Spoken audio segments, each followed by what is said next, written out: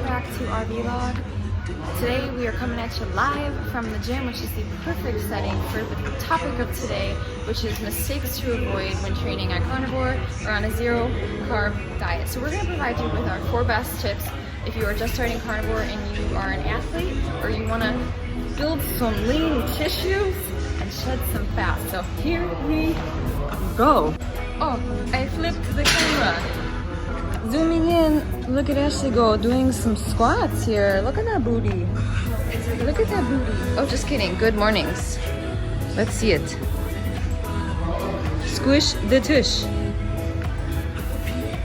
Squish the tush. That actually segues perfectly into tip number 1, which is be very intentional with your training. Honestly, focus on muscle-mind connection and always squishing that muscle at the top. Squish. Don't just willy-nilly run through your lift, flailing your limbs, doing some reps. Tell them what they gotta do. Tell them what they gotta do. Ready? F-O-C-U-S. Focus.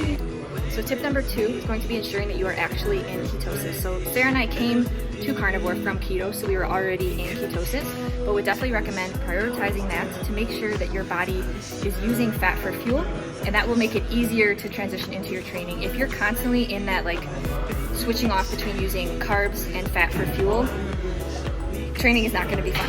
So prioritizing getting in ketosis, for me that took probably about 2 weeks. For Sarah though, it took a little bit longer, like a long time, man. Like a month or so. Don't give up. So be patient and recognize that that transitionary period is going to be different for everyone. And there's actually, I'm gonna pull one science into this. Okay, science. So there's a study out of Dr. Volek's lab at Ohio State that shows fat adapted athletes, so essentially athletes that are in ketosis, can actually have the same amount of muscle glycogen as athletes who use carbs for fuel. And that just comes after a fat adaptation period. And the way that we know that that's true is because we don't walk into, so we're doing a fasted lift right now, and we don't walk into the gym with our muscles flat like, so we have good muscle glycogen in our muscles, which tells us that we are relatively fat adapted athletes. This video is very confused. It's mixing tips with mistakes. So I'm coming at you with mistake number 3. I don't know where we're at, but don't over prioritize protein and under prioritize fats. So I know intuitively one would think, oh, to build muscle and lose fat, you're gonna increase your protein and decrease your fats. Now, do not think that we're promoting low protein diets. No. But if you're an athlete and you're going in the gym, ultimately fat is a fuel source and protein is a building block. So you need to at least both. You need both. And keep your fats at some sort of level where you have the energy to train in the gym in the first place. And you can absolutely find that middle ground between protein and fat ratio to where you can build muscle and shed some fat, lean gains at the same time. And honestly, a perfect example, this little girl right here, she has put on, if y'all have seen our videos in the past, you'll know this is true. She has put on some high quality muscle. Like, check out those legs. Like, that booty wasn't there. That booty wasn't there. She doesn't know how to pose. There those quads are. Anyway, so my fat has been really high since we just... Yeah, so don't go low protein, but don't skimp on the fats either. Experiment. Choose some sort of macro split. Stick with it for 2 weeks. Adjust based on how you're feeling, how your training is going, and how your body's looking. Adjust based on your weight. Adjust based on your energy level, and adjust based on your training performance. Don't stop. Yeah. And also, keeping your fats high is going to help with your hormones too. If you're strictly eating a lot of protein and low fat, that's where you're going to run into that wall of pretty bad hormones, and you will feel it right from the start. So just knocking off 2 birds with 1 stone on that one. And tip number 4 is going to be, do not skimp on those electrolytes. This is especially important if you are just transitioning into ketosis, and that is because when your body is using carbs for fuel, your body holds on to more electrolytes, whereas once you're not consuming carbs, your body actually flushes a lot of your electrolytes out. So don't skimp on your electrolytes. Either take an electrolyte supplement or take some salt shots, which we like to do before our fasted training lifts. This is going to help your muscles perform, contract better, and it's also going to help you get a little bit of a pump. Salt can help with water retention and make your muscles feel a lot more full in the gym. You know what I'm saying? Hit him with a flex. Flex by salt. Do you guys like my pink Versa grips?